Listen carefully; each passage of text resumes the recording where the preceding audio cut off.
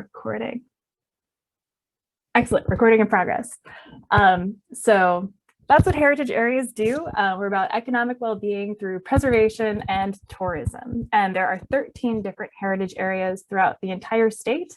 And I have circled our heritage area at the heart of the Civil War heritage area here. We cover portions of Carroll, Frederick, and Washington counties. And so our mission is to promote the stewardship of our historic, cultural, and natural Civil War resources, encourage superior visitor experiences, and stimulate tourism, economic prosperity, and educational development, thereby improving the quality of life of our community for the benefit of both residents and visitors. And so when we talk about our historic, cultural, and natural Civil War resources, we mean also the full context of the Civil War. And so that includes the shadows of war, that includes the run up to the Civil War. History doesn't happen in a vacuum, of course. And so our place-based history is all very contextual and throughout our 3 counties. So the types of heritage area grants we're going to talk about today. I have a big cactus and a little cactus. And so the larger cactus is the MHAA project grants. Those are larger awards. Capital grants fund up to $100,000. Non-capital grants fund up to $50,000. We'll briefly get into exactly the difference between those 2 categories. And those are reviewed locally here within the heritage area and also at the state level with state reviewers. And those awards are managed by the state. When you receive an MHAA project grant, you have a grant administrator who is with the Maryland Heritage Areas Authority. And we're also going to talk about Heart of the Civil War Heritage Area mini grants, and those are non-capital only, and we fund from $500 up to $5,000. They're reviewed locally, and the awards are managed locally by your local heritage area at the heart of the Civil War. So I have a Jamboard activity with introductions. We've already introduced ourselves, of course. And so I'm still going to drop the link in the chat if I can. Let's see.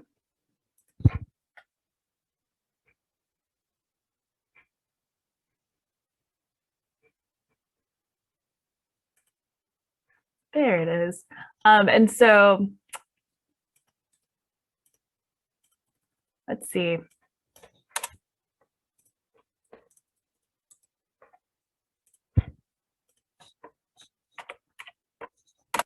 There you go. So you can check out that Jamboard, and in there, along with the regular introduction, which you've already done with the chat, I'm curious about if you are interested in pursuing a project grant or a mini grant, or if you're not sure yet. And so we'll go ahead and review that later and continue on with the presentation, though, while you do that. So Heart of the Civil War Heritage Area mini grants, they're $500 to $5,000 for non-capital heritage tourism projects. And so non-capital projects, those include things like websites, exhibits, events, studies, marketing. The list is not exhaustive. The main definition for non-capital is that it cannot be bricks and mortar. And so some things we've funded in the past include the Union Mills Homestead website, an exhibit at the National Shrine of St. Elizabeth Ann Seton, a Civil War Trails sign at the Battle of Falling Waters, and marketing for the Catoctin Furnace. So non-capital projects, specifically, they're projects that don't involve bricks and mortar, but do contribute to heritage tourism. So we have some other examples here. It can include walking tours, exhibits, interpretive signage, digital and printed materials, events, and even things like artifact conservation are all things that we have funded in the past. And so eligibility, our mini grants can go towards nonprofits and municipalities operating within the boundaries of the heritage area. And if you are working not as a nonprofit or a municipality, you can work in tandem with a nonprofit and municipality for that, if there's a project that you're interested in pursuing. And also to be eligible, you must provide one-to-one mini grant match, but you can use any combination of cash and in-kind value. And that's something that's relatively new to the program, and it's true for both the mini grants and the project grants. So to get more into that matching requirement, recipients must match their grant award. And so, for example, a request for $2,500 you're going to have to match it by the same organization with another $2,500 applied to the same project. You can use any combination of cash, aka actual dollars spent, including salaries for your staff, and in-kind support. And that includes donations, value of volunteer hours, just whatever you use, it has to be documentable. So things like receipts and timesheets, just make sure it's written down. State of Maryland funds cannot be used as match. And so if you're matching it with grant funds, for example, make sure that those grants do not originate from the state of Maryland, but federal or local funds are perfectly fine. So the application for these mini grants are pretty simple, especially when compared to the project grant applications. All we ask for is a timeline, a budget, and a narrative. And we're going to get a little bit into each one of those components. So the timeline, your timeline usually is going to cover some period within the following calendar year for when you're applying. So that's going to be 2022 for us right now. And it should end within the calendar year. Ideally, it's not required to, though, if your project is going to extend beyond that period. So make sure to make it as detailed as possible and show that you've considered all of the necessary steps. If there seem to be steps missing, our reviewers will catch that and wonder, when are you going to do this step? Are you not going to do that step? And so make sure not to make any assumptions when making that timeline. And it's also important when making that timeline to collaborate with all involved team members and consult with vendors on turnaround times. And that way you can be certain that you have a realistic timeline. And a tip, if your project receives funding, set calendar alerts for your key dates that could impact project completion date, because I will have a calendar alert for when you said that you would be finishing your project and your final report is going to be due 30 days after that. However, if you're not running the timeline, that's fine. That happens with projects. And you will be permitted to request an extension or amendment. And that's a fairly simple form as well, but we just need to know how your project is going. So here's a little sample timeline for a walking tour that includes all the different parts of putting together this walking tour. They're going to be researching, writing their draft brochure script, collecting photos, soliciting quotes, providing a script and photo illustrations to their designer. So they get you all the way to the delivery of the final product and the media announcement and inaugural tours that really show how they're connecting, how they're going to reach people, and how this walking tour is going to result in actual sort of value for visitors. And so one thing I want to point out about this timeline as we were revisiting it is it's pretty fast with a late February start date and an early July completion date. That is very quick. And if someone were to have sent us this timeline as a draft, we would ask them about why it is so fast. Are they going to have a lot of staff really dedicated to this project? Is there a reason why it needs to happen so quickly? Make sure not to rush your project along. It can take longer than you might expect. And so the next component is creating a budget. And just like the timeline, more detail is better. Show specific line items and show us how you came to those line items and the basis for those costs. Ask vendors for an estimate or use figures from a recent similar project to be able to point at where those numbers come from. And within your budget, if you can show how you would modify the scope if it's only partially funded, that's also useful. If there's a line item that you can point to, if you're only partially funded, which is one of your narrative questions, if there's a line item you can point to say, we probably wouldn't do this part if we were only partially funded, then that's helpful. And also it more frequently results in a project that otherwise wouldn't be funded being funded, because our reviewers can see that they're able to stretch the funds in a way where they can touch more projects that way, rather than leaving them out of the funding round entirely. Know where your matching funds will come from, and remember that in-kind support counts as match.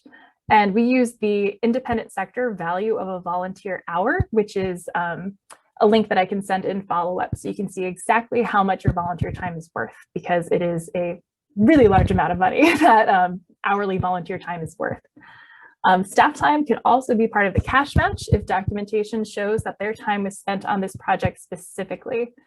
And then also fairly new to the program, although it's been here for at least a year, up to 10% of the grant funds requested may be used for indirect costs like rent, utilities, salaries, personnel costs, professional service fees.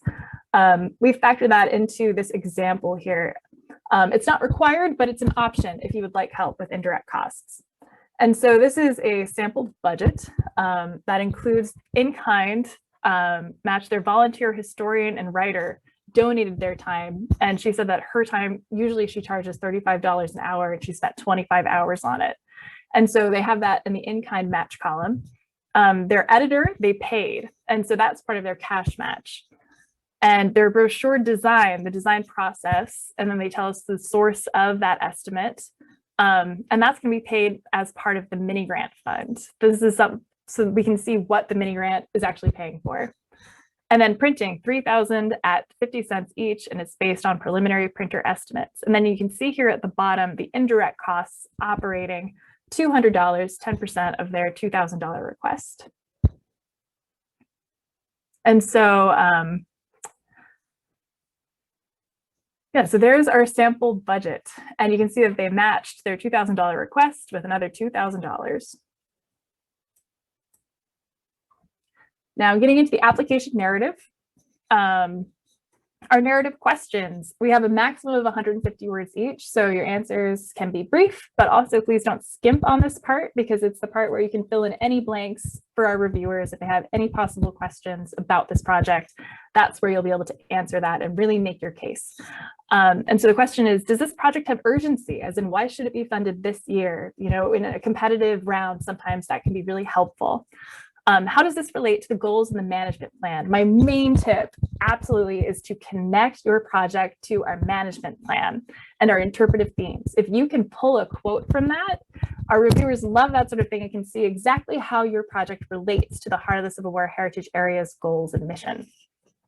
What partnerships will you form or strengthen through the project? Are you going to be working with your DMO or a scenic byway or your main street or a local museum consortium or association?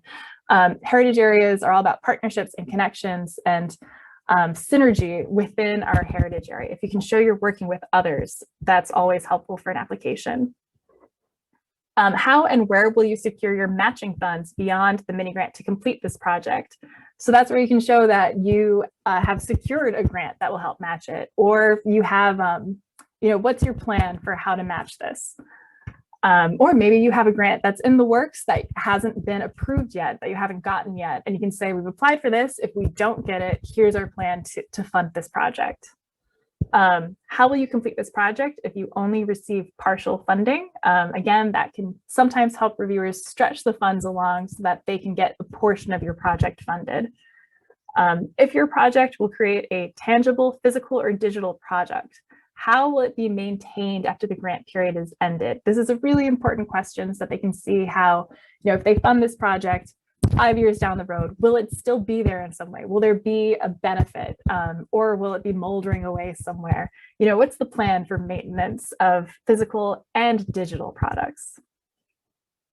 And temporary projects are fine. You know, if the answer is it's a temporary exhibit, that's a fine answer, but show us, you know, what the plan is in the future. All right, so application tips. Again, the top tip is definitely to refer to and take quotes from our management plan and to tie your project to one or more of the plan's goals, which includes economic benefit, stewardship, storytelling and interpretation, and coordination. And tie your project to one or more of our interpretive themes, which you can find in the management plan and on our website. And absolutely get in touch with your MiniGrant assistant. And so that's either going to be me or Liz. We'll come to that later, but we'll be able to help you locate and tie your project to these themes. Be as specific as possible in the timeline and budget. You will not be expected to execute the project precisely as outlined. Those details are not binding necessarily, but we do need to know that you have gathered realistic dates and figures. If something goes off of that plan, that happens, but make sure that you have something detailed to present. Show how your project ties into existing heritage tourism efforts and tap into partnerships and collaboration. Have a plan to maintain and sustain long-term projects. And if you are looking for inspiration, you can see a list of previous grantees online on our MiniGrant page. So our application process, the next steps after this webinar, your next steps once you have an eligible project in mind, it's going to be to review the management plan and the 5-year action plan and see our interpretive themes. And so we have a link to that here, and I'll be able to link directly to it and follow up. Download and complete the application narrative, and that includes your timeline, budget, and the 6 narrative questions, which is also on the same page, and I'll include it in follow-up. Compile your supporting materials. Supporting materials are not required, but they are helpful, especially if they can help reviewers visualize your project. And so that includes things like letters of support, photographs, sketches, maps, things like that. Contact Heart of the Civil War staff with any questions. So definitely feel free to reach out to me. I'm happy to look at drafts before a certain deadline. And Liz is also available to offer assistance as well. And submit your entire application online by Friday, October 29th at 5 p.m. And so that is our final deadline for mini grants. And you should receive the results by early 2022, hopefully by the before the end of December 2021, but it might get into January a little bit. But you can immediately begin incurring expenses for your project once you receive news of the grant results. So the payment of the grant, this is a grant that is a reimbursement-based mini grant. You can begin incurring expenses once you've been notified of the award. Awards over $2,500 can submit a midterm report for partial reimbursement before their project is completed, because we recognize that with a $5,000 mini grant award and matching it with another $5,000, $10,000 of financial output can be a lot for small organizations. And so we're there once you hit, if you're awarded over $2,500, we can send you a midterm disbursement. And then once the project is complete, you'll submit a final report and receive the mini grant payment as a reimbursement. And for many mini grantees, that's going to be their total award. And for anybody who sent in for a partial reimbursement, they're going to get their remaining award at that time. And the project period is usually 1 year. So we're probably looking at within calendar year 2022. So you can access our application on our MiniGrant webpage on our website. And your local MiniGrant contacts. So I assist Carroll and Frederick counties, and our Washington County Heritage Area Assistant, Rachel Nichols, assists Washington County applicants. All right, we have the possibilities for a short break. So now is your time to use the bathroom or stand up for a moment if you need to, but we're going to be moving on quickly. I'm going to say we're going to resume at 10:26. Excellent. All right, well, I think everybody is back in, and real quick, I wanted to just show you the MiniGrant application page. So this is, once you get to our main Heart of the Civil War Heritage Area MiniGrant web page, it tells you about the program. Eventually we'll have a link to this webinar on here. And you'll want to access the fiscal year 22 mini grant application form. And once you're here, this is where you'll submit your narrative. And so in here, it includes organization name, your tax ID number, more information. And then I also wanted to highlight here the description of project or operating request. It's a 50-word maximum, but when we download all of the applications, it creates a whole little spreadsheet. And so really our first impression of your project is in that brief description of project or operating request. And so I would encourage you to be thoughtful about the description you put in there. Just because for a moment there, it's the only information we or the reviewers have about your project. And so that is that page. And I'm about to start in on MHAA project grants. So we'll start that.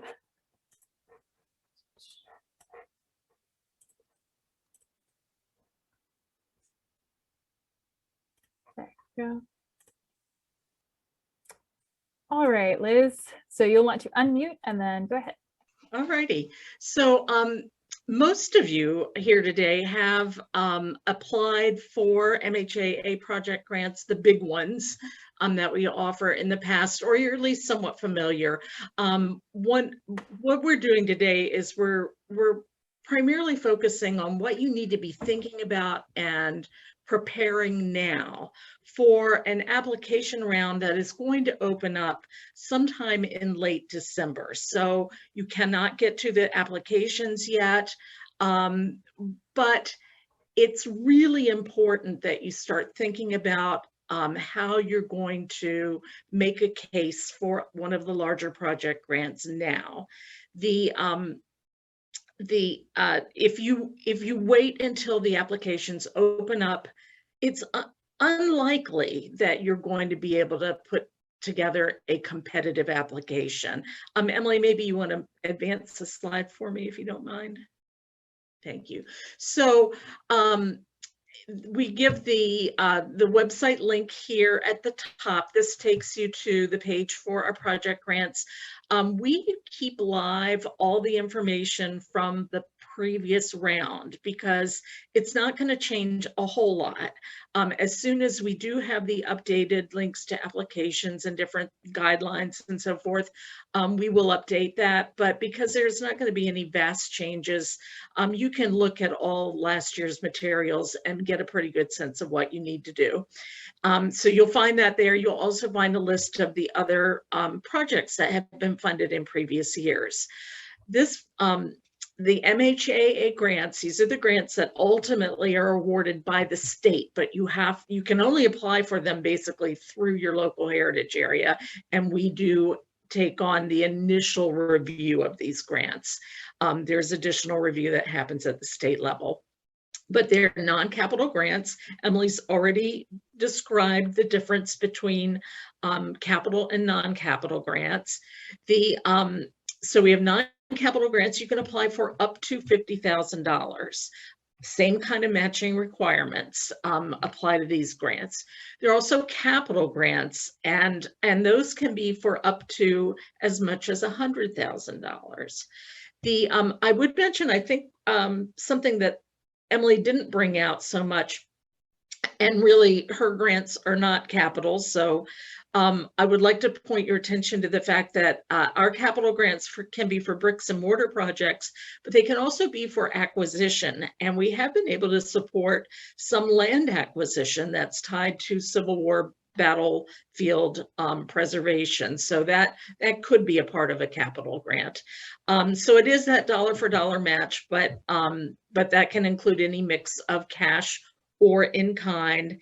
And just like the mini grants, the grant award money cannot be applied directly to the cost of staff salaries.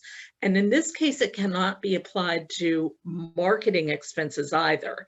And that is one distinction from the mini grants. Your mini grants will pay for marketing costs if that's what you want to do. These grants will not, but those are all acceptable on the match side of your budget. And I would say you should be thinking about including marketing expenses in there, because that's part of that conveying to the reviewers that you're going to do this project, but you understand, the adage, if you build it, they will come, doesn't really work. You got to get the word out. You got to tell people it's here and invite them in. So do think about your marketing, but make sure that's going to show up on the match side of your budget. Let's go to the next slide, Emily. So I should also tell you, and Gary Candelaria is with us today. He's actually part of our working group. We have a group that is taking a deep look at how we go about the review process at the local level when these grants come to us. They are reviewed locally, and then we pass our reviews, our local ranking of the grants that came to us, our priority ranking, onto the state. We do use the criteria and the score sheets that are provided to us by the state, but we're taking a real deep look at how we go about doing that at the local level, and we haven't quite finished that process yet. I don't think there's going to be a lot of changes for you all, except when it comes to the next bullet, and I'll get to that. But once we've done our local review, we pass it to the state. The state also has a dedicated grant panel. And in fact, this is a story for another time, but if any of you has an interest in possibly being a state grant panelist, we can open up an invitation for you to put your name in the hat, because they're going to start looking for folks, and we frankly need more people from Western Maryland to serve on that panel. That's an aside, but let me know if you think you'd be interested in that. The state averages their grant scores from their reviewers with ours, but we get a little bit more weight. So the local heritage area has a slightly, makes a slightly bigger difference when they combine those two. But then it's that average score becomes, a long list in the order of scores that sometimes as many as 200 project grants have come in from across the state. And the state is then, they have $5.1 million to work with in a good year. Every year we're fighting for those funds, and we're hoping that the governor puts us in his budget for that amount. And then we hope it stays at that amount. But so far we've been lucky with getting that full funding. So $5.1 million gets allocated to the different grants across the state. That also means that in a highly competitive year, this last year was one of those highly competitive years. We had more than twice as much need that came to us across the state in the way of applications than there was money to hand out. It means you might have a truly excellent application, a truly excellent project, and there just may not be enough money to go around. That's just a tough reality. It does not necessarily mean your grant wasn't appreciated, but it's a tough world we live in, and not quite enough money to really do what needs to be done. I promised to talk about that second bullet a little bit. A consistency with the Heritage Area Management Plan. In these larger grants, you are asked to address, and Emily touched on this with the mini grants, but you really need to make your case for how what you're doing is aligning with the goals, the priorities, the values that are expressed in our heritage area. And you need to be able to cite chapter and verse, go to a page number. You can find links to the plan on our website. You have that link that we gave you earlier. And you need to be able to articulate that. One of the things our working group is actually tackling right now is how to give you all some improved guidance for how to go about that. It is a big plan. We want you to read it, and we're not going to answer that question for you. We actually had that discussion in the working group, and we want you to own how it is that your project does advance the interests of the heritage area. Sometimes I express it as the intersection of your long-range plans with our long-range plans. And the sweet spot is where those two meet.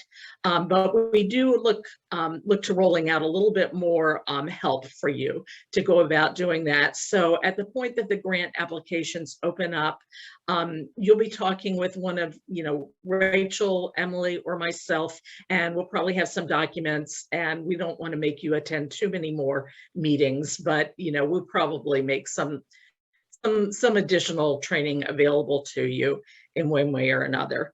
And I see Becky's question. Let me get back to that. So you saw that the other grant, and the rest of the grant criteria is listed here, but I want you to pay attention to this. Significance and need, that's important. Some of the things you can be thinking about right now for your project is your project design. And that's so important. You're going to need to make the case that you are ready to take on your project, that you have a project design that is reasonable, that you've thought ahead, you've got the right people engaging with you to bring it to fruition. Your readers need to know you've done your homework, you understand what you're getting into, and you're prepared to bring it to fruition. So think about that. Make sure you're working with, if you need to get quotes, if you need concept drawings, if you need like a draft or a mock-up of something. I mean, we will also, and maybe what you need to go for is planning. A planning phase is also acceptable, but if you want to go for implementation, then make it clear that that planning has happened, so that if you want to fabricate an exhibit, you've got the plans and you've got the estimates and the quotes, and you know who you're going to work with. These are things that we can go into more detail once the actual application round has opened up, and we can also talk with any of you one-on-one. Now's a good time to start those conversations, because it takes work to get to the point of having that convincing project design and all the right kind of attachments ready to go once the applications open up.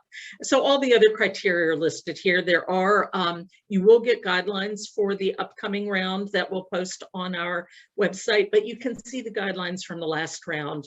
All the criteria are already listed there. If you want to start digging into the way this was all set up for the fiscal year 22 grants, it's there. It won't change a lot. But as soon as we do have the updated documents, we'll get one to you. Let's go to the next slide, Emily. So this is going to be the grant cycle. They'll open up the applications in December. We'll make sure you all know, the new materials are live. And by mid-January, the Maryland Heritage Areas Authority is going to start doing, if they can do in person, of course, that's highly questionable, but if they can, they'll have some regional in-person trainings. There will also be at least more than one webinar. Last year, they also advertised, and many of our applicants took advantage of this, sort of like virtual office hours. And you just knew they were going to be available at a link at, during certain times, and that can be helpful as well. So that'll start rolling out in mid-January. January 31st is the date that intent to apply forms are due. Intent to apply forms are very, very easy. You do not have to give a whole lot of content at that point. You are also not held to anything that goes into that intent to apply form. Those are not evaluated in any way at all, but they give both your local folks and the state folks a sense of, okay, what's coming our way, so that we can begin to do our time management. And also you will be asked to say, this is the amount I think I'm going to ask for. I think I'm going to request this amount. And that helps us build the case for the need, because while you all are working on your grants, the State General Assembly is figuring out the budget for the next fiscal year. And that includes the money that goes into this program.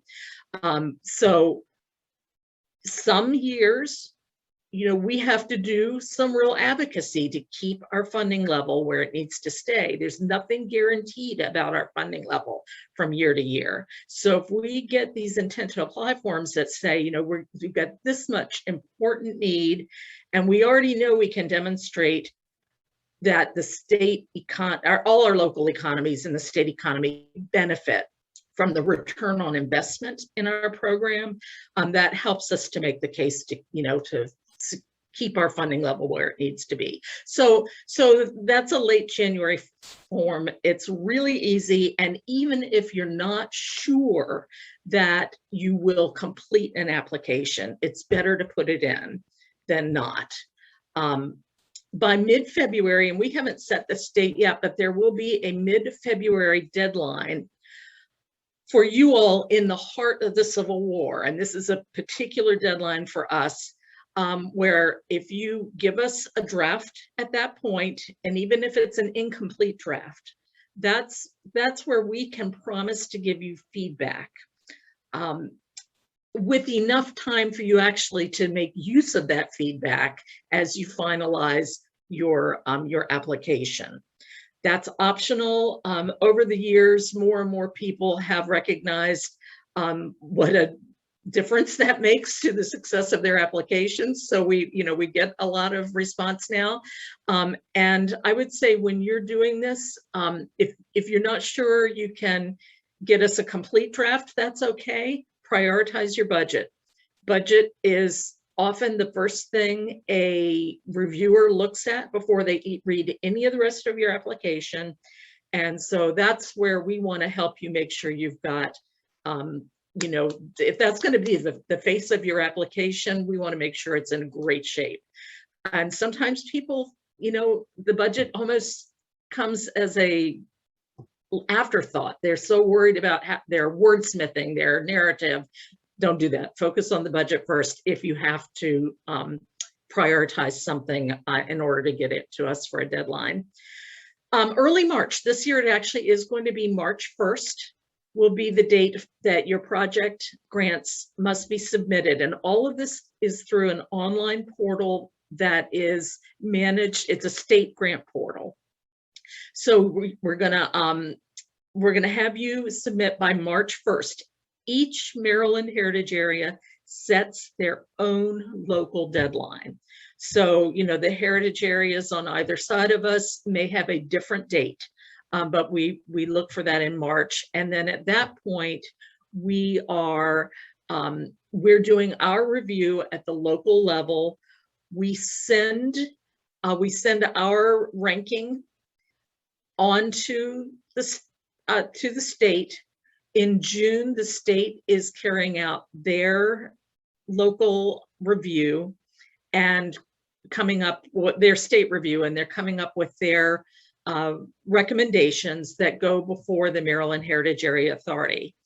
And in July, it's always the second Thursday in July. That is when the authority meets and actually votes on the recommendations that have come to them from the state panel. And that is the date on which you can start to incur expenses for your project. So you'll get on that day or the next day, you'll find out the results. You'll get a happy letter or a sad letter and it'll come from the state. So that's the date you can start to incur expenses, and that includes your matching expenses. Your match for this grant has to be expenses or in-kind, services or dedicated time that begins on the date of that award. So the second Thursday in July would be the date. And then there's usually is a little lag time before the state actually cranks out their grant agreements. But you really are safe to get started on your project. And they usually will give usually it's about a quarter of your award will come to you as a first disbursement. After that, you do have to, there's a reporting cycle and a midterm report that if you can show that you've matched so much money, then you're going to get, another midterm a payment out on that grant, but you have to begin to show that you're spending and matching funds. And then at the end, you get the last little bit of your grant after you filed a final report that's been accepted. So Emily, let's go to the next score. So this is a screenshot from our website. So where that arrow is pointed, it's at the bottom of our homepage under stakeholders. You want to click on MHAA project grants, and that'll open you up. And let's see, this is what it looks like. This is all actually from a past year. It might even be a screenshot from a couple of years ago, but it still looks essentially like this. And as I said, right now, all the information that we have kept active is from the last grant round, but it's being updated as we get the updated information from the state. And then if you want to go to the next one, you can go ahead and start and set up your portal at the state if you think you're going for one of these large grants. The link to this portal to get you started is on that page we just looked at. So you're going to want to click on new applicant, go ahead and get started. And that's going to allow you to, submit your ITA, your intent to apply, when that comes forward. And you have to do that intent to apply before the grant application will open up for you. So let's go to the next one. And let me just say, the MHAA workshops or webinars, whichever we end up doing in January, those go a lot more into the technical aspects of that grant software. They're the experts, they run that, they manage the software programs. So I wouldn't worry too much about that right now, but do plan to attend one of those programs so that you can get the best information about the technical side of the application. And just a few, again, going back to things you can be doing now, read our management plan. The link to that plan is on the page we just looked at from our website. Think about where there are those connections between your project and our plan. Give a special attention to our broader goals. Emily reviewed those: economic benefits, storytelling and interpretation, stewardship, coordination. Also our interpretive themes. We break down into 6 interpretive themes, and I think pretty much any creative mind can find a way to link their project to our themes. We allow a pretty broad and liberal way to approach those, but that's your task, is to figure it out. And then I will give you the grant contacts for your project in each county. Emily takes Carroll County projects, I take Frederick County projects, and Rachel Nichols takes Washington County projects as, your sort of go-to as you're working on the application. We basically dedicate the months that this application is live to being available to you, so that we want all of our applicants to have the most competitive application possible, because it's tough within our heritage area, but it gets tougher when you're competing against the whole state. So let's go to the next slide. Think about whether you've got a capital project or a non-capital. If you have a capital project, you may be required to donate a preservation easement to the Maryland Historical Trust. The Maryland Historical Trust and the Maryland Heritage Areas Authority are actually 2 independent and autonomous agencies. It doesn't look like that when you, for example, when you go to the grant portal, it's going to look like it's an MHT grant portal, because they share a lot, including the fact that while MHAA, the Heritage Areas Authority, is independent, the staff assigned to the authority are MHT Historical Trust employees. And so that, there is a lot of sort of intersection between the 2. So you may be required to donate an easement, and in your application, you need to acknowledge that you understand that you might be requested to do that. But on the other hand, you might not, and they're not really, they may give you a preliminary take on whether an easement is going to be desired by the Maryland Historical Trust, but you may not really know until they've investigated more fully your project and your site. They're probably not going to devote a whole lot of time to that until they know a grant is going to be offered. This often is a big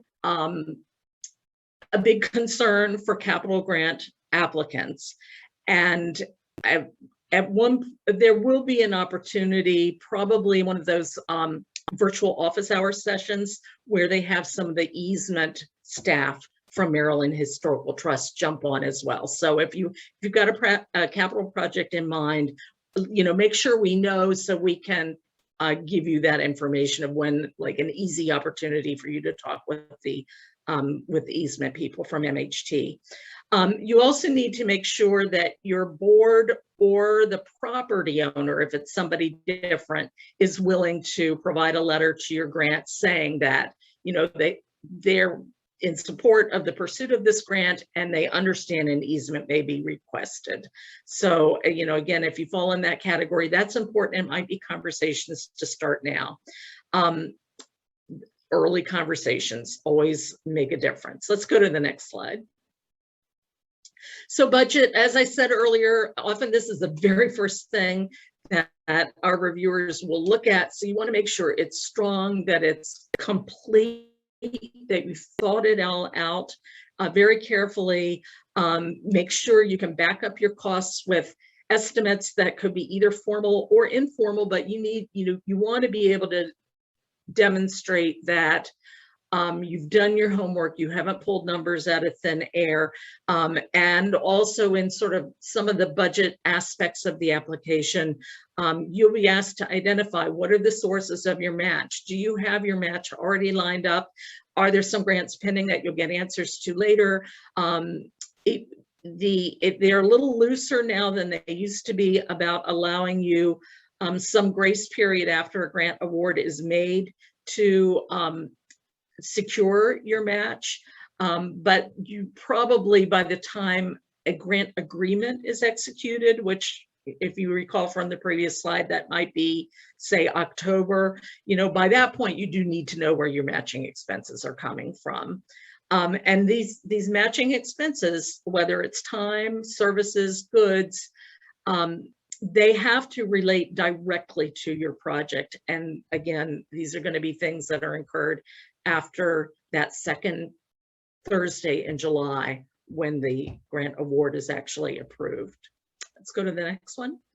So again, project design and personnel, start thinking now, who are your key personnel? Who are the contractors and consultants you may want to use? If you have a really big project, you're probably going to be requested to get several quotes, and you're not required to go with the low bidder, but you need to understand why you've chosen to go with the vendor that you're going to use.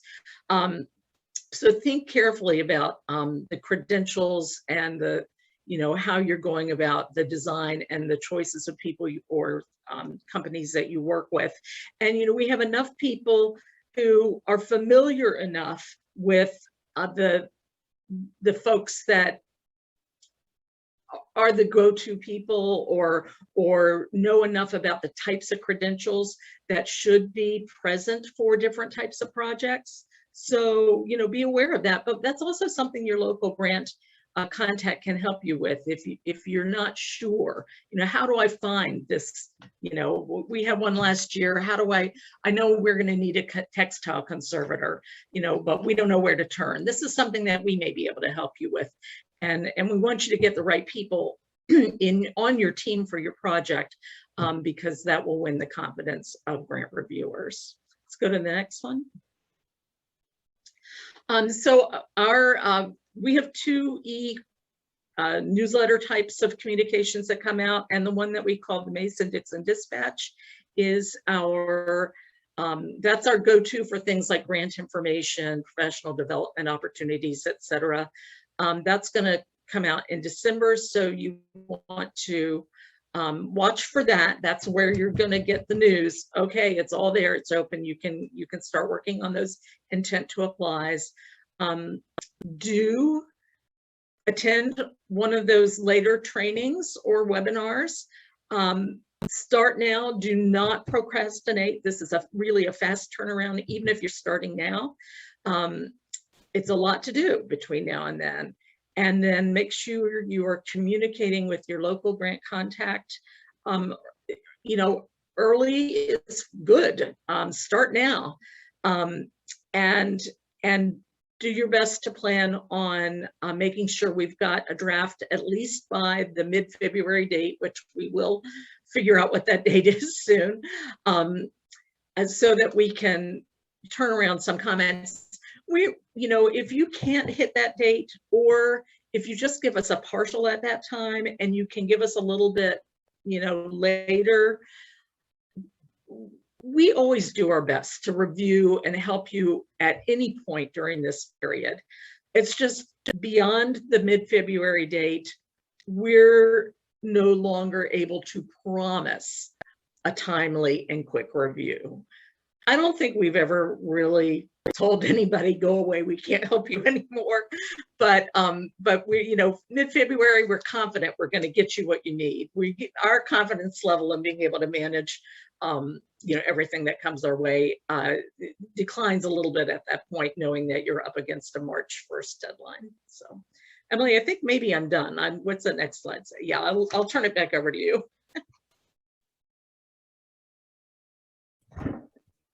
Alrighty. So,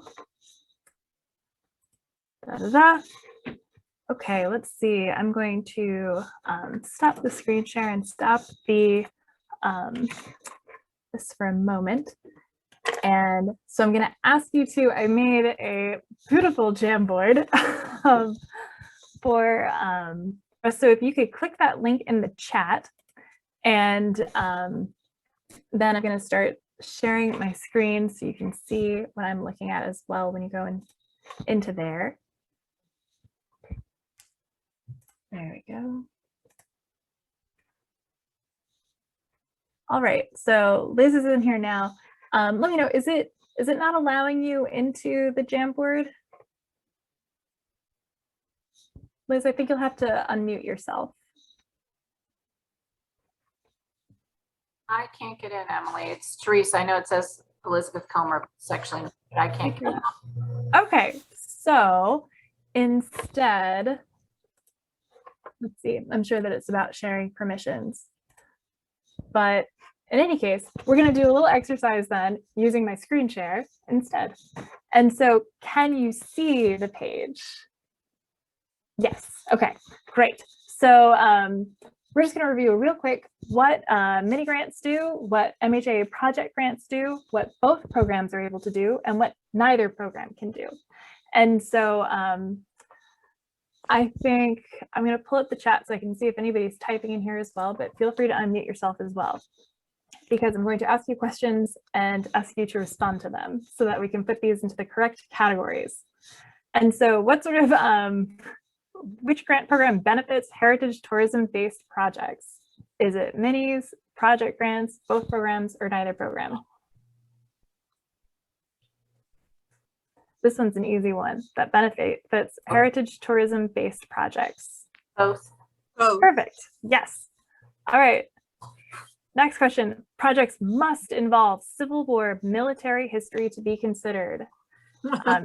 Mini grants, MHA project grants, both programs, or neither program? Neither. True. But they must have something to do with the experience of heritage tourists to the region who are interested in the Civil War and be related to it in some way. Require matching funds, cash and or in kind. Minis, projects, both or neither? Both. Perfect. Can fund exhibits? Both. Correct. Can fund marketing? Only the many. Correct. Can fund brick and mortar projects? Only the big. Heritage area. Correct. Have a 2022 application deadline. You'll be applying for this next year. Which one is that? Both. The big one. Correct. For the application deadline. Yeah. Non-capital projects awarded up to 50,000, capital projects awarded up to 100,000. State heritage. Correct. Awards from 500 to 5,000. Mini grant. Many. Perfect. Has an October 29th, 2021 deadline. Mini grant. Many. Correct. All right. You all got them all completely correct. Thank you so much for playing this game with me. And so I will stop the share there.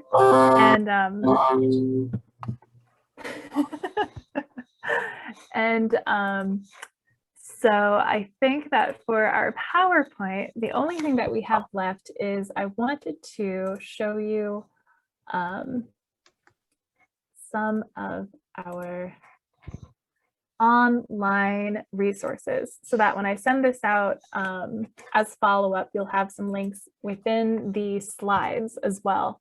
Our online resources include the Mason-Dixon Dispatch, which helps identify local and national funding opportunities. Whenever we hear about funding opportunities that are relevant to our stakeholders here in the heritage area, we include those in the Mason-Dixon Dispatch.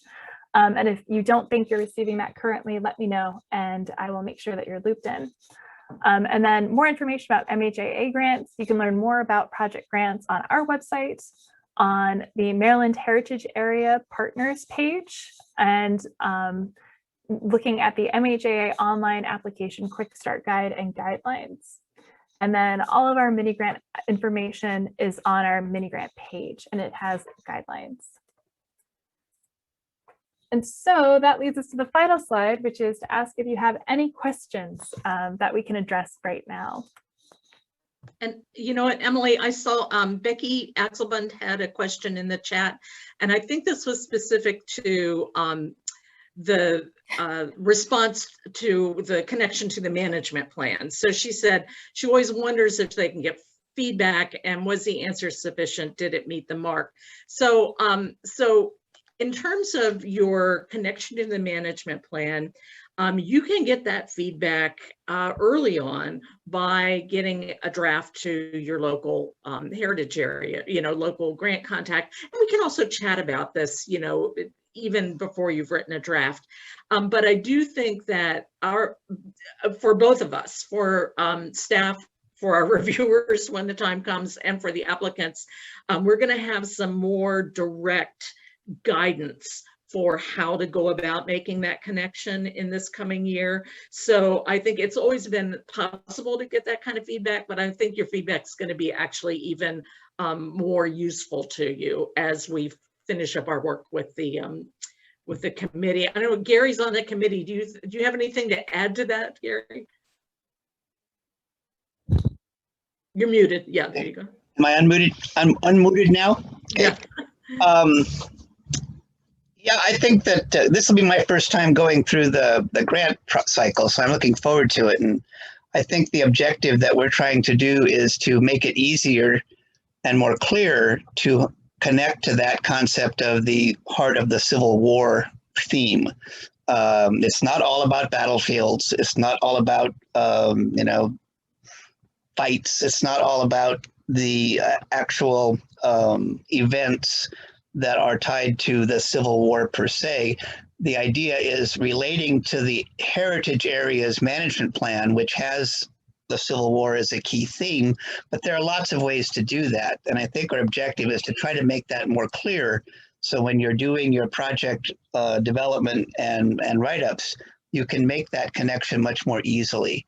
Also, I think the objective is to help the reviewers understand that it doesn't have to be, about saber to saber events. It can be the things that resulted from, contributed to, have been involved in, but not necessarily tied to that concept of it's got to be a Civil War event. And I think from what I've seen in the past, that's been taken into account by the reviewers, but the objective here is to make it easier to make that connection and not have some projects that might have a connection go unnoticed because that connection hasn't been clearly established.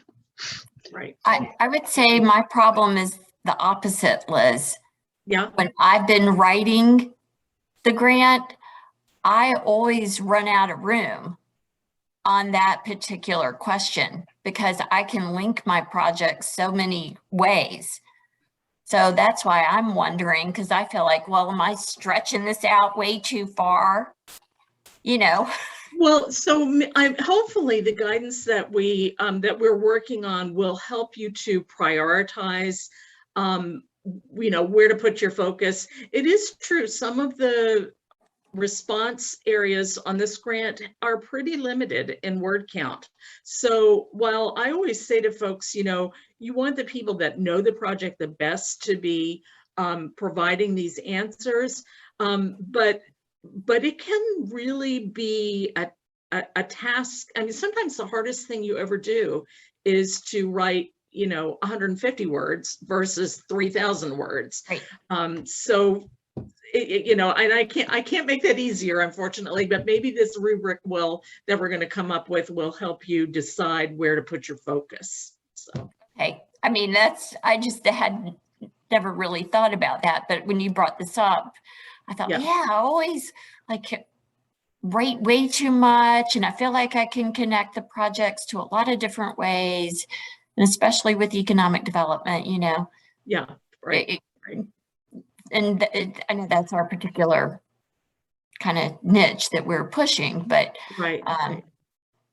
But anyway, yeah, no, I always have a hard time with that. Yeah. Not finding. Well, anyway, you get it. Yeah, I do. I guess the only other question that I would say is, I'm really trying to think about my project for next year, which is the Burgesson Commissioners own a historic wagon, and we bring it out for Heritage Festival.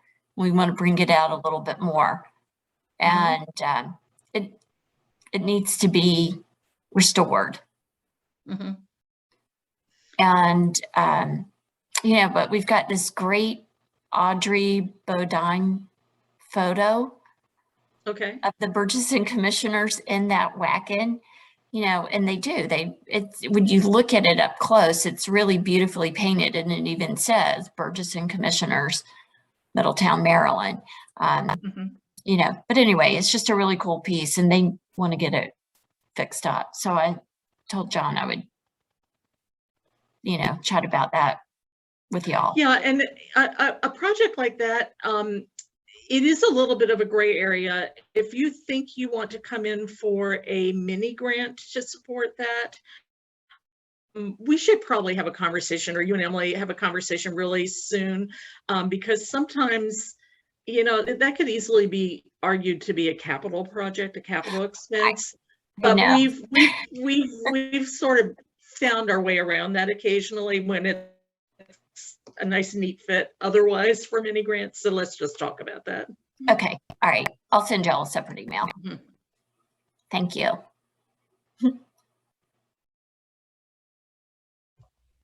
Anybody else?